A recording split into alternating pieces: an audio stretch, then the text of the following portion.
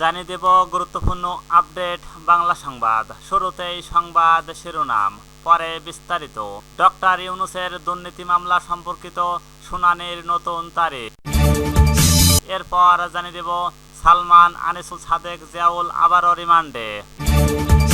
আরও জানিয়ে দেব কুমিল্লায় বন্যায় মৃত্যু বেড়ে 15, ফসলের ক্ষতি 848 কোটি। আরও জানিয়ে দেব প্রতিষ্ঠাবার্ষিকী নিয়ে বিএনপির কর্মসূচি। সর্বশেষ জানিয়ে দেব গাজায় ভয়ঙ্কর ভাইরাস মোকাবেলায় ব্যাপক হারে টিকার উদ্যোগ।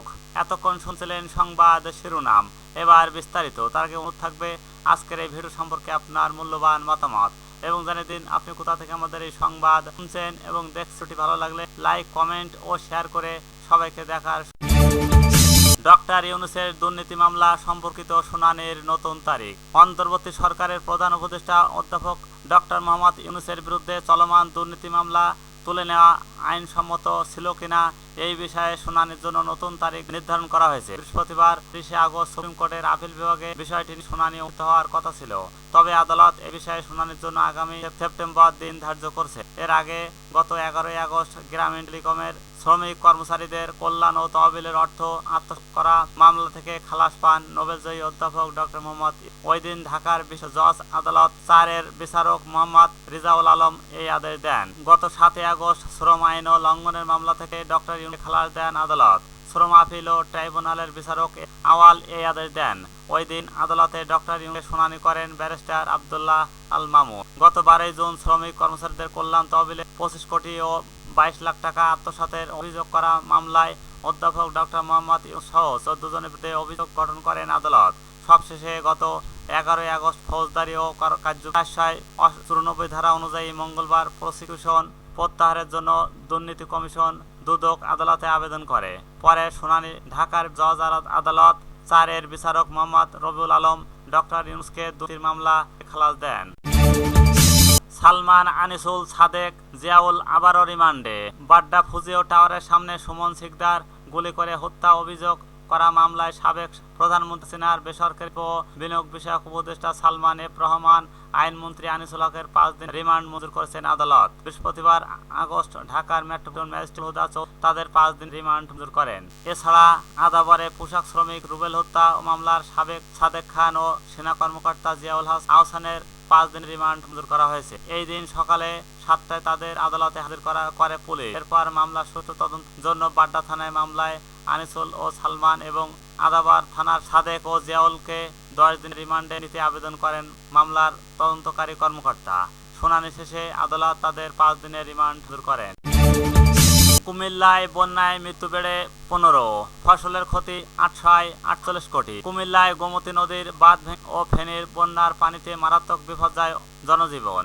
আকস্মিক বন্যা জেলার 17টি উপজেলার মধ্যে 14টি উপজেলাতে ভয়াবহ রূপ নিয়েছে। দিশেহারা অবস্থা, বাড়ি ঘর ফেলে প্রাণ বাঁচাতে নিরাপদ আশ্রয় গেছেন মানুষ। জেলায় 12 লাখ মানুষ পানিবন্দী অবস্থায় জীবনযাপন করছে। এখন পর্যন্ত কুমিল্লার বন্যা পানিতে 15 জনের মৃত্যুর খবর নিশ্চিত করেছেন সংশ্লিষ্ট জেলার নির্বাহী কর্মকর্তা। এদিকে কৃষি সম্প্রসারণ অধিদপ্তরে জানা গেছে বন্যায় বিভাগের 848 কোটি টাকার ক্ষতি হয়েছে। প্লাবিত 63,700 হেক্টর জমি। উপজেলা প্রশাসন সূত্রে জানা গেছে কুমিল্লা মৃত 15 জনের মধ্যে বুড়িচং উপজেলায় শিশুসহ 4 জন, তিতাসে 2 জন, নাঙ্গলকোটে 3 জন, লাকসামে 3 জন, মুরাদনগর ও মনোহরগঞ্জ ও ব্রাহ্মণবাড়িয়ায় 1 জন মারা গেছে। কুমিল্লা কৃষি সম্প্রসারণ অধিদপ্তর কার্যালয় সূত্রে জানা গেছে জেলার 14 উপজেলায় 1,35,235 হেক্টর জমিতে ফসল আবাদ করা হচ্ছিল। বন্যায় 63,794 হেক্টর ফসলের ক্ষয়ক্ষতি হয়েছে। ক্ষতিগ্রস্ত এইসব ফসলের মধ্যে রূপা, আমন, বীজতলা ও 4,515 হেক্টর ও ধান ও 23,309 হেক্টর, শাকসবজি 2,010 হেক্টর, রূপা আউশ 33,580 হেক্টর, বোনা আমন 335 হেক্টর এবং 216 হেক্টর আখ ক্ষয়ক্ষতি হয়েছে। এর মধ্যে 20,641 হেক্টর রূপা আমন, 1,615 হেক্টর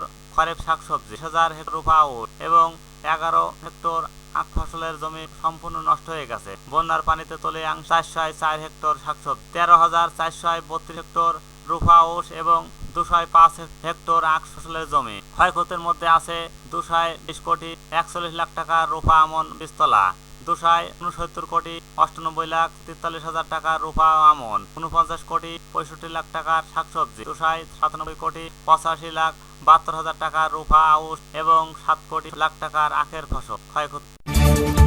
প্রতিষ্ঠা বার্ষিকী নিয়ে বিএনপির 46তম বার্ষিকী উপলক্ষে নতুনভাবে কর্মসূচি ঘোষণা করেছে দলটি। বৃহস্পতিবার দুপুরে রাজধানীর নয়াপল্টনে বিএনপির কার্যালয়ে এক সংবাদ সম্মেলনে এই ঘোষণা দেন সিনিয়র যুগ্ম মহাসচিব রুহুল কবির। কর্মসূচির মধ্যে রয়েছে 1 সেপ্টেম্বর সকাল 6টায় ঢাকা সহ সারা দেশে দলীয় কার্যালয়ে দলীয় পতাকা উত্তোলন করা হবে। 46তম বার্ষিকী উপলক্ষে 1 সেপ্টেম্বর বেলা 11টায় প্রতিষ্ঠা শহীদ রাষ্ট্রপতি জিয়াউর রহমান উত্তম এর সমাধিতে দলের মহাসচিব নেতারা স্থপক ও খাতা পাঠ করবে। বাদ জোহর দলীয় কার্যালয়ে সামনে বন্যায় নিহতের আত্মার মাগফিরাত ও আহতদের কামনা, সম্প্রীতি ছাত্র জনতার আন্দোলনে শহীদ ও নেতাদের আত্মার মাগফিরাত ও আহতদের সুস্থতা কামনা এবং বিএনপির প্রতিষ্ঠাতা জিয়াউর রহমানের আত্মার মাগফিরাত কামনা এবং বেগম খালেদা জিয়ার সুস্থতা দীর্ঘায়ু কামনা এবং তারেক রহমান সুস্থতা ও দীর্ঘায়ু কামনায় দোয়া মাহফিল অনুষ্ঠিত হবে। অনুরূপভাবে সারা দেশে বিএনপির 46তম প্রতিষ্ঠা বার্ষিকী পালিত।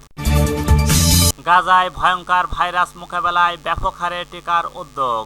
ফিলিস্তিনের প্রধানমন্ত্রী মোহাম্মদ মোস্তফার কার্যালয় জানিয়েছে প্রায় 1.5 মিলিয়ন পোলিওর টিকা গাজায় জাতিসংঘের শিশু সংস্থার ইউনিসেফ গুদামে রাখা আছে। শীঘ্রই তাই একযোগে প্রো ক্যাম্পেইন শুরু করা হবে। সোশ্যাল মিডিয়ায় একটি পোস্টে প্রধানমন্ত্রীর কার্যালয়ে তথ্য জানিয়েছেন। তারা বলছে টিকাগুলো সঠিক প্রোটোকলের অধীনে সংরক্ষণ করা হচ্ছে। দ্রুত ক্যাম্পেইন শুরু করতে তারা চেষ্টা চালিয়ে যাচ্ছে। গাজায় নবজাতকের থেকে 10 বছর বয়সী 95% মারাত্মক রোগের ঝুঁকিতে আছে। তাদের সুরক্ষা নিশ্চিত করতে আরও 4 লাখ টিকা সংগ্রহের প্রচেষ্টা চলছে। ইসরায়েলের হামলায় বিধ্বস্ত উপত্যকা পূর্ণ নিষ্কাশন এবং বজ্র পানিতে চলতি মাসে পোলিও ভাইরাসের নমুনা শনাক্তের পর শিশুদের টিকা দেওয়ার জন্য যুদ্ধে বিরতিও দেওয়ার আহ্বান জানিয়েছে জাতিসংঘ। এছাড়া অন্যান্য আন্তর্জাতিক মানবাধিকার সংস্থা একই দাবি জানিয়েছে। ইসরায়েল মাত্র পাত্তা দিচ্ছে না। এদিকে রেড ক্রিসেন্ট সংস্থা গাজায় বিক্ষুব্ধভাবে পোলিও টিকা কার্যক্রম চালাচ্ছে। সে কেন্দ্রগুলোতে টিকা নিতে বাসিন্দারা ভিড় করছে। পর্যাপ্ত টিকা ইসরায়েলি অবরোধের গাজায় পৌঁছতে না পারায় কার্যক্রম একটা সফল হচ্ছে না। ইসরায়েলের এই ধরনের কার্যক্রমের বিরোধিতা করে আসছে আন্তর্জাতিক বিভিন্ন মানবাধিকার সংগঠন। বুধবার 28 আগস্ট আল জাজিরার এক প্রতিবেদনে বলা হয়, গাজার পোলিও ছড়ানোর ব্যাপারে ইসরায়েলকে সতর্ক করেছে হিউম্যান রাইটস ওয়াচ HRW। তারা মনে করছে নেতানিয়াহু বাহিনীর বাধা উপত্যকায় দ্রুত পোলিও ব্যাপক হারে ছড়িয়ে পড়তে পারে। হিউম্যান রাইটস ওয়াচ HRW বলছে ইসরায়েল সামরিক বাহিনী গাজায় ত্রাণ সহায়তায় বিতরণ, বাধা প্রদান, স্বাস্থ্যসেবা অবকাঠামোতে আক্রমণ এবং পানি সরবরাহের ক্ষতি করছে। এগুলো সম্ভাব্য বিভাজকমূলক পোলিও প্রাদুর্ভাবের সহায়ক।